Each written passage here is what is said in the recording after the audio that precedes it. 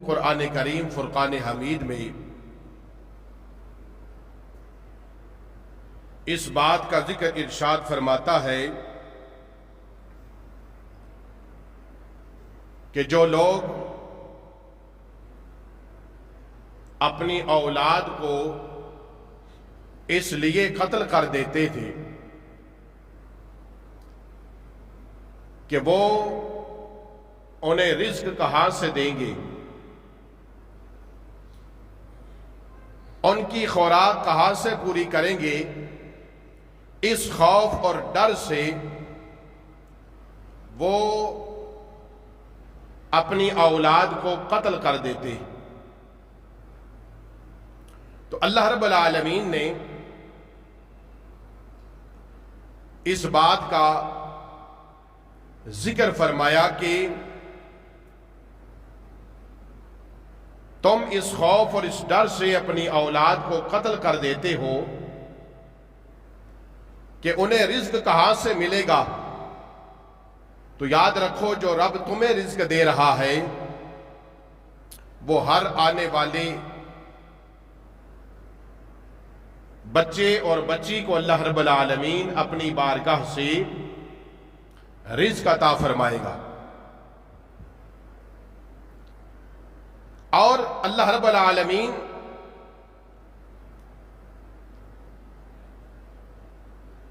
کے محبوب صلی اللہ تعالی علیہ وسلم نے ارشاد فرمایا کہ کل بروز قیامت حشر کے میدان میں سب سے پہلے جو سوال کیا جائے گا،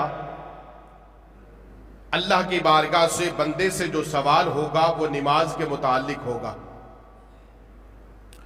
اور جو اس دن رب کی عدالت ہوگی اس عدالت میں جو سب سے پہلے فیصلہ آئے گا وہ قتل کا آئے گا۔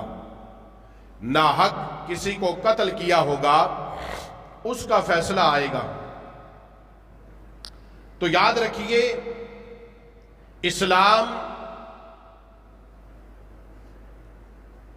انسان، حیوان، چرند و پرند ہر چیز کے حقوق کی وضاحت کرتا ہے اور ہر چیز کے حقوق کو بیان کرتا ہے اور بتاتا ہے کہ انسان کے حقوق کیا ہیں، جانوروں کے حقوق کیا ہیں، اور یہ بتاتا ہے اسلام ہمیں کہ ہم زندگی کے ہر شعبے سے جس سے بھی ہم تعلق رکھتے ہیں، دین اسلام ہماری اس معاملے میں رہنمائی کرتا ہے اور ہمیں زندگی گزارنے کا ایک مکمل بہترین نمونہ عطا فرمایا اللہ نے، اور اس کے محبوب صلی اللہ تعالی علیہ وسلم نے ہمیں ایک مکمل ضابطۂ حیات عطا کیا ہے کہ زندگی کس طرح سے گزاری جائے۔ آپ اور ہم جانتے ہیں کہ اسلام سے پہلے انسان جو بظاہر شکل میں انسان تھا لیکن در حقیقت وہ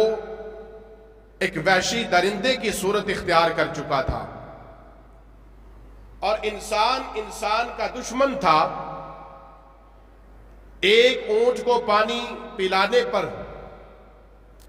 کہ پہلے کون اسے پانی پلائے گا، اس چیز پر لڑائی اور جنگ شروع ہوتی جو کئی سالوں تک چلتی، اور اس میں کئی ہزار لوگ اس میں قتل کر دیے جاتے۔ عرب کی اوس و خزرج کی یہ بڑی بڑی لڑائیاں بڑی مشہور ہیں کہ جو کئی سالوں تک چلتی رہی اور جس میں ہزارہا لوگ قتل کر دیے جاتے، اور انسان کی اس قدر تذلیل کی جاتی کہ انسان کو بیچا جاتا اور بازار سجتا جہاں پر غلاموں کو بیچا جایا کرتا تھا، جہاں پر انسان کی قیمت لگائی جاتی کہ اس انسان کو کتنے روپے اور پیسوں کے عوض خریدا جائے گا، جس طرح سے مال بیچا جاتا اور اس مال کی تعریف کی جاتی ہے کہ میرے پاس جو سامان ہے، میرا جو مال ہے، اس میں یہ خوبیاں ہیں، میرے فروٹ میں یہ خوبی ہے، میری سبزی میں یہ خوبی ہے، میرے سامان تجارت میں یہ خوبیاں ہیں۔ جس طرح ہم کسی کی دکان پر جائیں اور وہ اپنے سامان کی خوبیاں ہمیں بتائے، میرے پاس ایسا مال بھی ہے، میرے پاس ایسا مال بھی ہے، اور میرے پاس ایسا مال بھی ہے کہ جو سب سے اچھا اور اعلیٰ ہے۔ اسی طرح سے اور بازار لگتا ہے انسانوں کا، جس میں مرد بھی ہوتے اور عورتیں بھی ہوتی، اور اس بازار میں آوازیں لگائی جاتی، اور اس بازار کو سجایا جاتا تھا دنیا کے مال و دولت سے نہیں، دنیا کے ساز و سامان سے نہیں سجایا جاتا، بلکہ عورتوں اور مردوں سے سجایا جاتا، اور یہ اعلان کیا جاتا، اور کوئی خریدار بازار میں آتا تو اسے آواز لگائی جاتی، یہ میرے پاس جو غلام ہے، یہ لونڈی ہے، یہ مرد ہے، یہ عورت ہے، اس میں یہ خوبیاں ہیں، یہ ایسا اچھا غلام ہے، یہ ایسی اچھی لونڈی ہے، اس میں یہ خوبیاں ہیں، اس میں یہ خوبیاں ہیں۔ اچھا کر کے ان کی خوبیاں بیان کر کے انسانوں کا سودا کیا جاتا، انسانوں کو بیچا جایا کرتا تھا، اور ان کی قیمت لگائی جاتی، اور اس قیمت کے بدلے ان کی خرید و فروخت ہوتی۔ اور اس کے ساتھ ساتھ جہاں مردوں کی تذلیل کی جاتی، اور جہاں امیر لوگ، جہاں پر وڈیرے لوگ، پیسے والے لوگ، سرمایہ دار لوگ، سرداران قریش جو قوم قبیلے کے سردار تھے، وہ لوگوں کی تذلیل کرتے، انہیں بیچتے اور انہیں خریدتے اور انہیں سزائیں دیتے۔ کسی کا کوئی حق نہیں تھا، اور انسان کے حقوق نہیں تھے، غلاموں کے حقوق نہیں تھے، آقا کے حقوق نہیں تھے، غلام کے حقوق نہیں تھے، عورتوں اور مردوں میں سے کسی کے حقوق نہیں تھے۔ انسان ایسی زندگی گزار رہے تھے جیسے جانور زندگی گزارا کرتے ہیں۔ اللہ اکبر۔ اور سب سے بڑھ کر اگر ظلم ہوتا اس معاشرے میں، جہاں غلاموں پر اور مردوں پر ظلم ہوتا، وہاں عورتوں پر اس قدر ظلم ہوتا کہ یہ مختلف رسمیں اور مختلف رواج تھے زمانہ جاہلیت میں، مختلف رسمیں اور رواج تھے کہ جس کے تحت ہر قبیلے کی ایک اپنی رسم و رواج، اپنے طریقہ کار، کوئی کسی کے حقوق نہ تھے۔ اور اگر کسی عورت کا شوہر مر جاتا تو وہ اسے ایک دور گھر سے ایک جھونپڑے میں بند کر دیتے، اور اسے اس جھونپڑے سے نکلنے کی اجازت نہ ہوتی، کپڑے بدلی کرنے کی اجازت نہ ہوتی، صرف زندہ رہنے کے لیے اسے چند ٹکڑے روٹی کے اور چند قطرے پانی کے دے دیے جاتے۔ اب سال بھر اس عورت کو اس جھونپڑے میں رکھا جاتا، اور سال گزرنے کے بعد پھر اس کی گود میں اونٹ کی مینگنیاں ڈالی جاتی، اور مینگنیاں ڈال کر پھر اسے شہر میں نکالا جاتا، شہر میں اسے گھمایا جاتا اور نکالا جاتا، اور یہ اس بات کا اعلان ہوتا کہ اس عورت کی عدت پوری ہو گئی۔ یعنی اس قدر تذلیل کی جاتی کہ اس کے بعض رسمیں ایسی تھی کہ جانوروں کے ساتھ عورتوں کے جسموں کو رگڑا جاتا، مس کیا جاتا، اور یہ بتایا جاتا کہ عورت کا مقام یہ ہے، اس کی عزت اور قدر یہ ہے، اور اس کی گود میں مینگنیاں ڈال کے اونٹ کی اور اسے شہر میں گھمایا جاتا، اور راستے میں چلتے ہوئے وہ مینگنیاں جو ہے اسے کہا جاتا کہ جگہ جگہ انہیں گرا دیا جائے، اور بتایا جاتا کہ تذلیل کی جاتی، اور بتایا جاتا کہ یہ اس کی عدت پوری ہو گئی۔ اللہ اکبر۔ اور بعض رسمیں ایسی تھی کہ عورت کو اپنے شوہر کے ساتھ اگر وہ مر جاتا تو اسی کے ساتھ زندہ دفن کر دیتے، یا اسی کے ساتھ جلا دیا جاتا۔ لیکن یاد رکھیے، امام الانبیاء صلی اللہ تعالی علیہ وسلم جب تشریف لائے تو جہاں کسی کے حقوق نہیں تھے،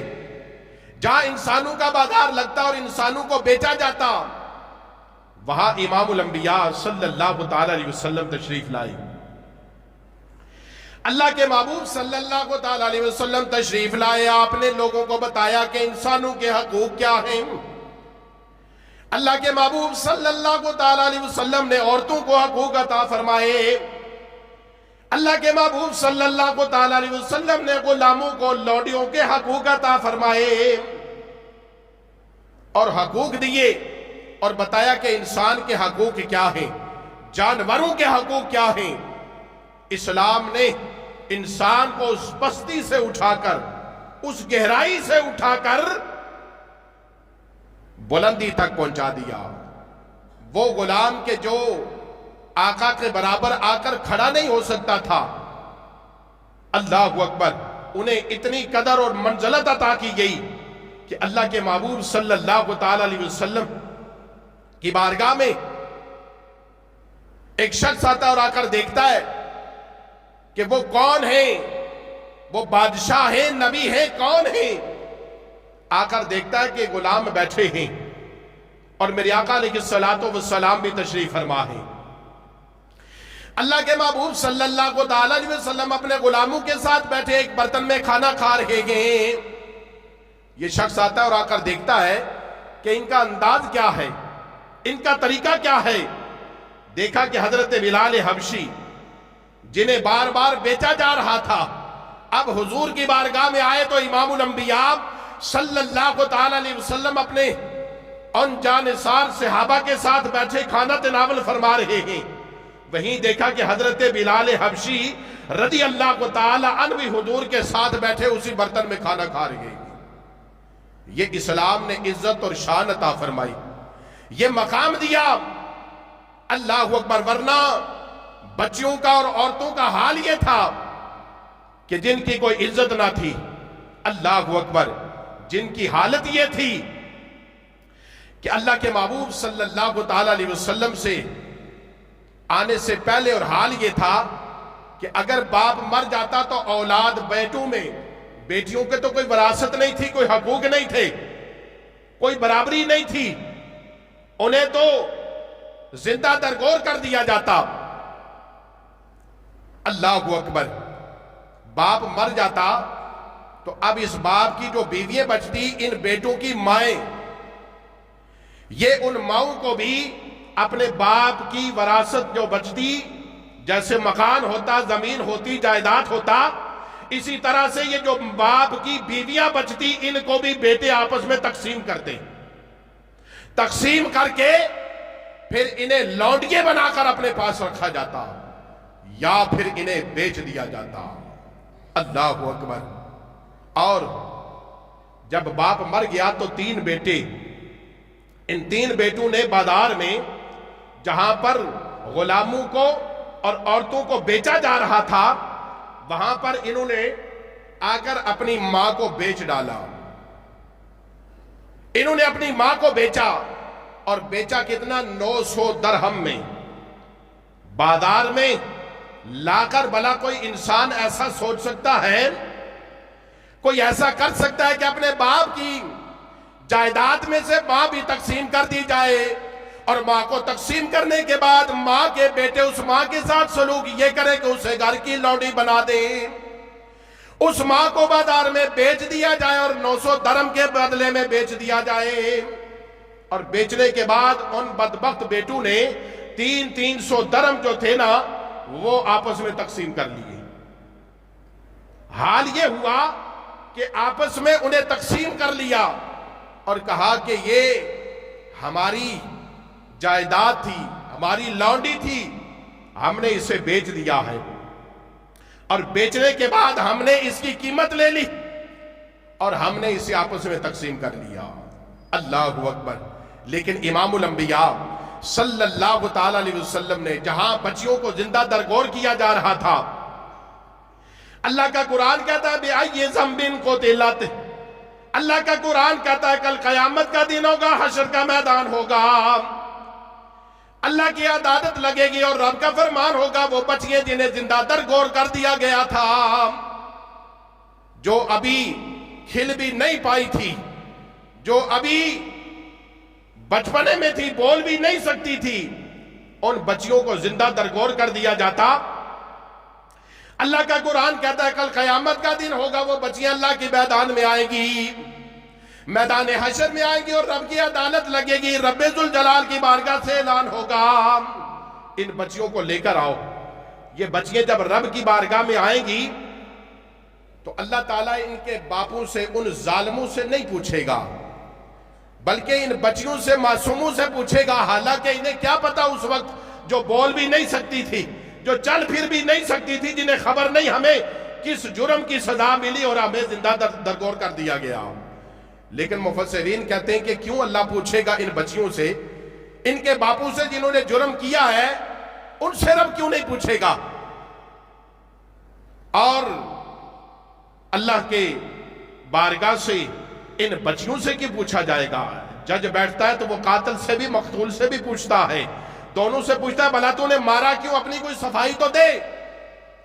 لیکن اللہ کا قرآن کہتا ہے کہ کل قیامت کے دن رب ذوالجلال کی بارگاہ سے اعلان ہوگا، بچیوں تم بتاؤ تمہیں کیوں قتل کیا گیا،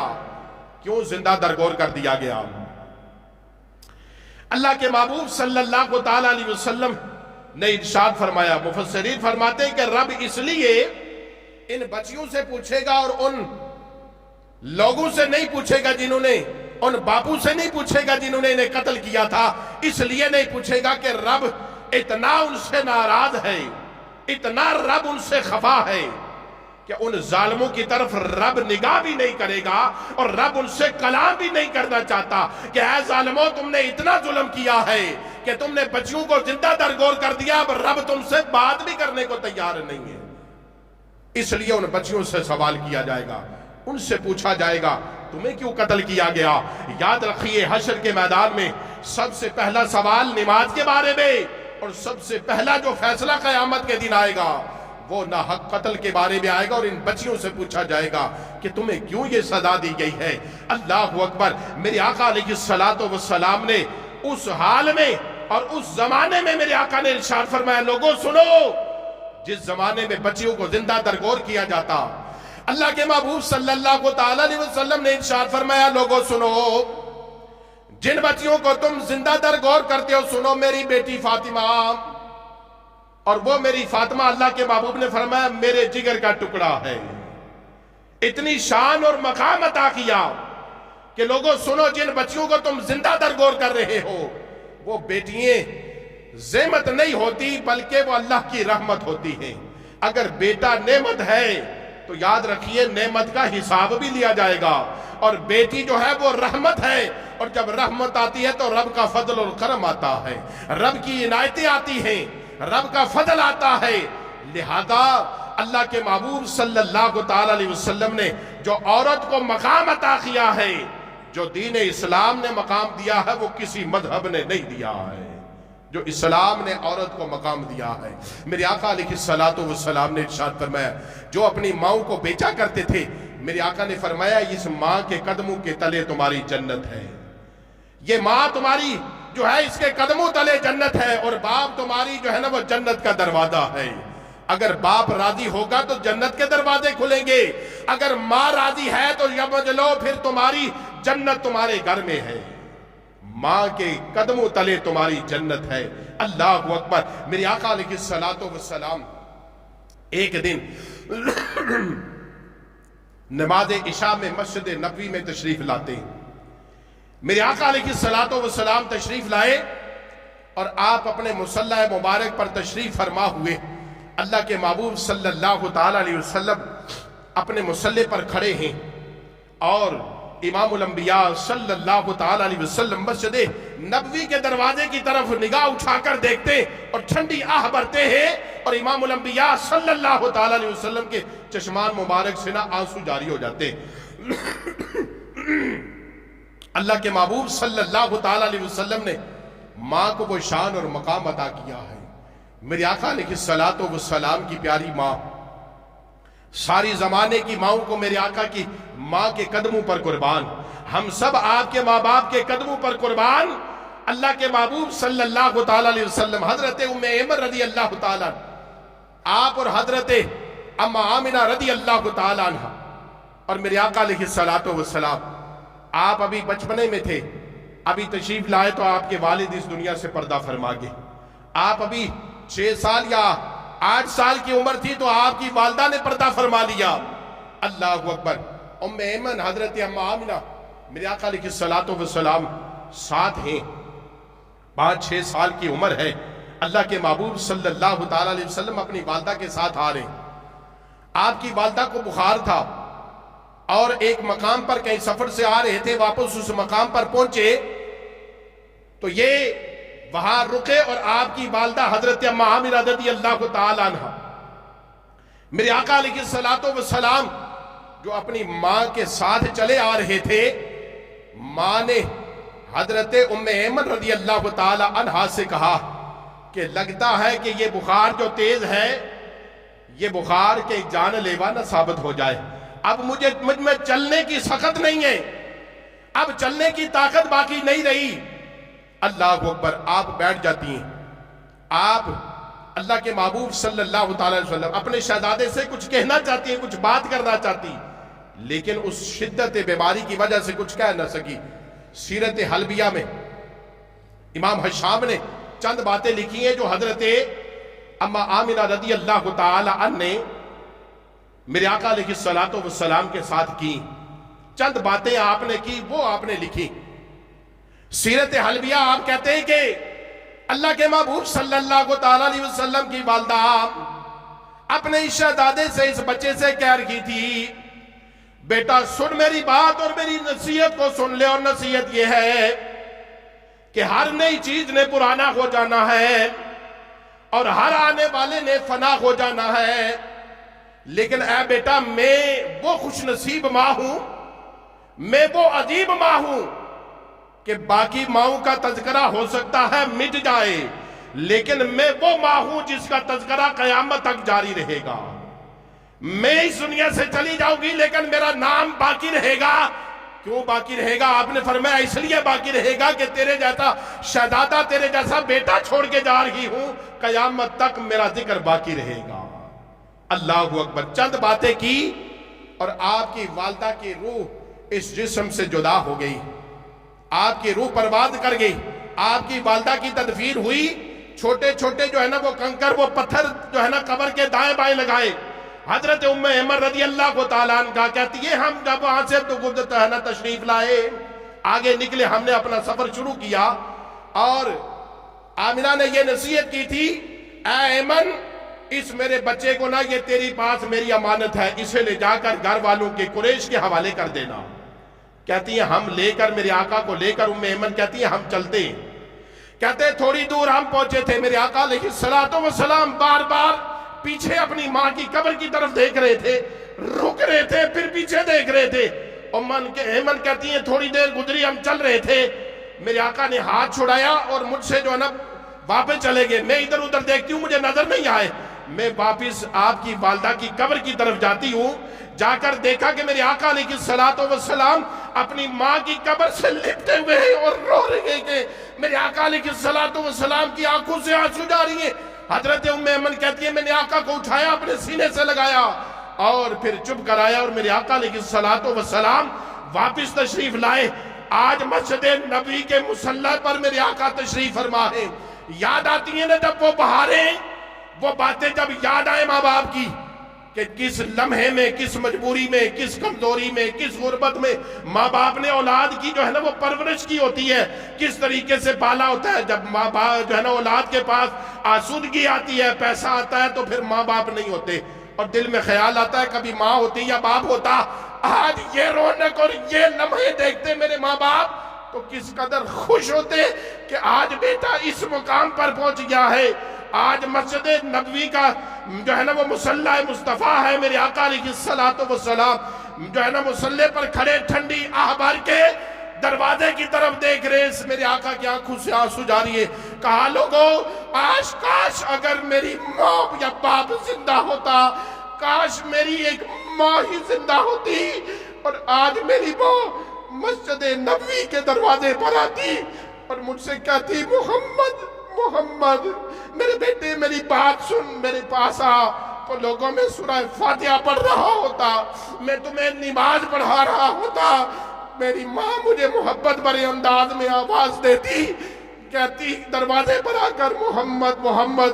میں نماز چھوڑ دیتا، سورہ فاتحہ چھوڑ دیتا اور اپنی ماں کے پاس جاتا اور کہتا ماں بتا کیا حکم ہے، کیا بات ہے۔ میرے آقا علیہ السلام نے عورت کو اور ماں باپ کو وہ مقام دیا ہے۔ حضرت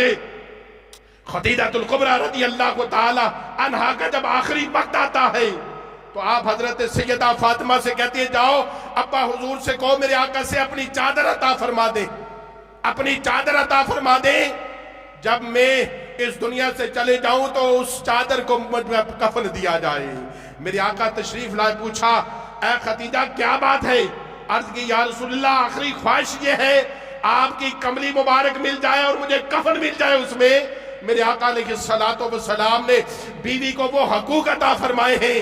میرے آقا نے فرمایا اے خدیجہ یہ چادر ہے، اگر تو کہے تو محمد اپنی جو ہے نا وہ جلد بھی تجھے عطا کر دینے کے لیے تیار ہے۔ اللہ اکبر۔ میرے آقا علیہ السلام اپنے گھر تشریف لائے،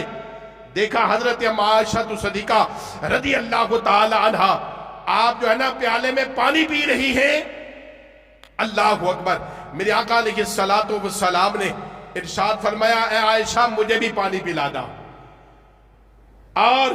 اس پانی میں سے جس پیالے میں تم پانی پی رہی ہو اس پیالے میں سے پانی بچا کے مجھے بھی دینا۔ کس قدر شفقت اور محبت اور حقوق، اللہ اکبر، اسلام نے جو عورت کو عطا کیے ہیں۔ میرے آقا علیہ السلام نے